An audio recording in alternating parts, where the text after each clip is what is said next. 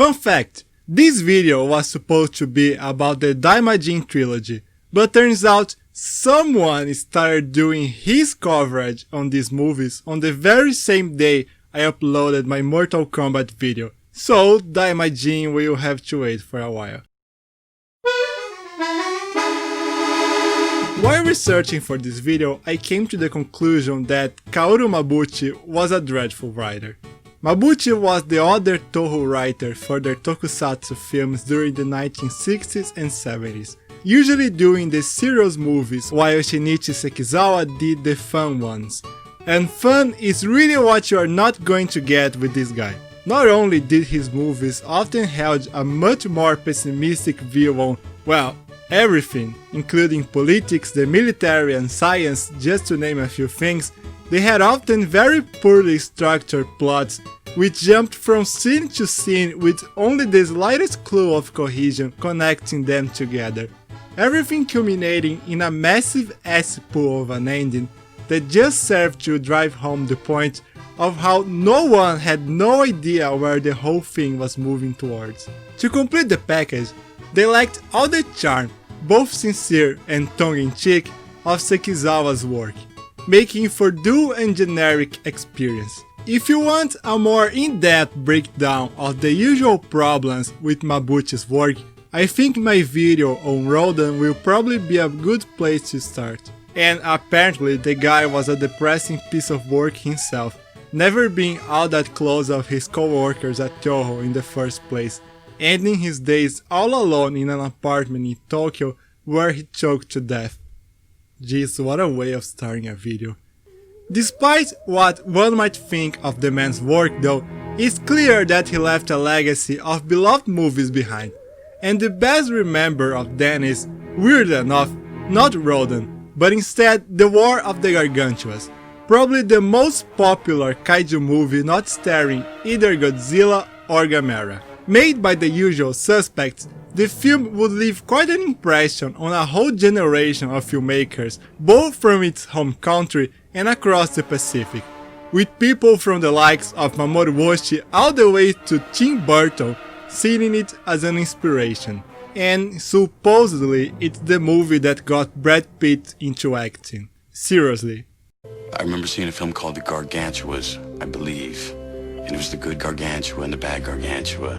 At the end of it, the good Gargantua had to sacrifice himself to defeat the bad Gargantua and rid the world of evil. One of us, Google gobble, Google gobble, one of us, Google gobble. The plot is a very loose follow-up to Frankenstein Conquers the World. A very dull and boring flick I won't waste my time further discussing here.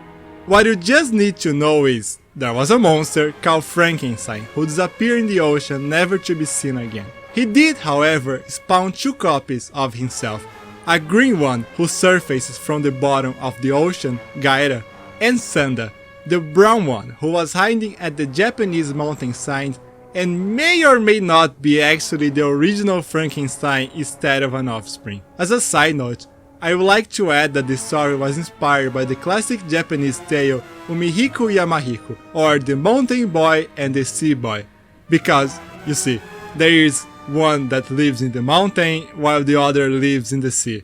And that's where the similarities end actually, the stories have absolutely nothing in common. Despite both creatures behaving pretty much like brothers and genuinely caring about each other, their personalities clash all the way through the story, with Gaira being a human-eating pain in the ass, a stark contrast with his much more docile and friendly sibling. This tension culminates in Sanda eventually getting tired of Gaira's general slackness, kicking the shit out of him and starting a battle to the death that levels half of Tokyo.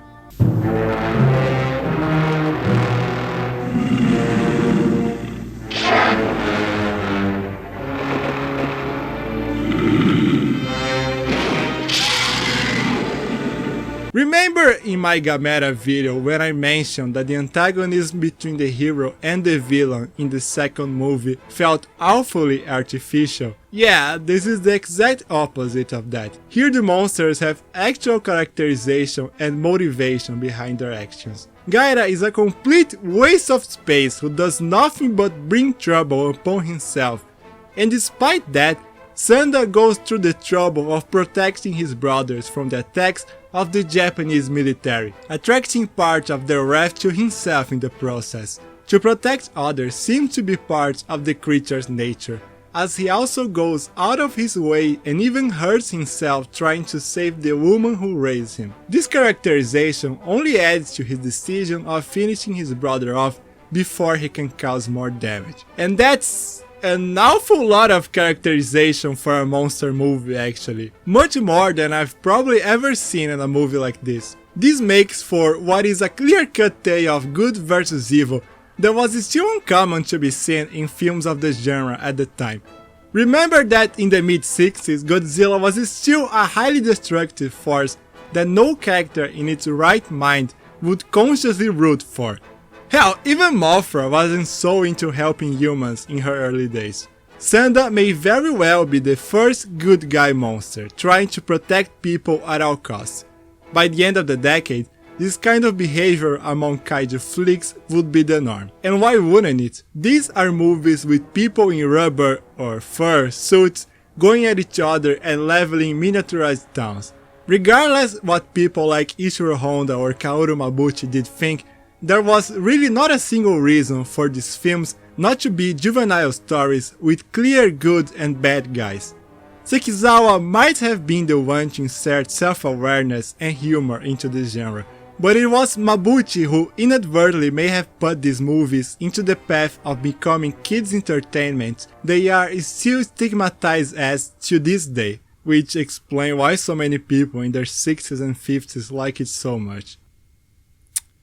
Still, it's not like the film doesn't have any more value to it than this. Yes, it does feature many of the same problems from other Kaoru Mabuchi scripts, like the very weird pacing, the aggressively disconnected set pieces, and a massive ass-pull of an ending. But what captured the imagination of people back in 1966 wasn't the logic behind the action being presented before then, but instead the heart of it, so to speak. The monsters felt real enough back then, much more than Godzilla, Rodan or Mothra ever did. So much so that Koji's sweet actor, Haruo Nakajima, once said that Gaira was his favorite role ever, thanks in no small part to the amount of expressiveness he was able to convey while in the character. At the end of the day, War of the Gargantuas wasn't another tale of the perils of science in the form of yet another monster with no personality, or a goofy alien invasion plot. It was a story about family and choosing to do what is right despite the cost. Kaoru Mabuchi's long-lasting legacy perhaps may have been showing to us that creatures like this could be as tragic as they were, proving true the words of Ishiro Honda when he said that giant monsters were just misunderstood, having been born too tall, too strong and too ugly. Creatures who were not evil by choice, but rather circumstance.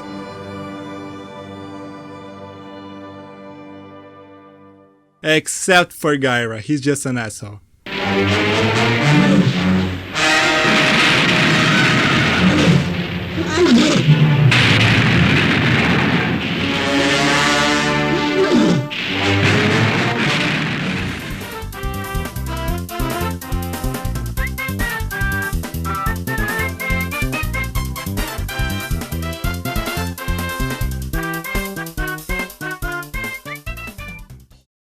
Yes, this is Riff from West Side Story.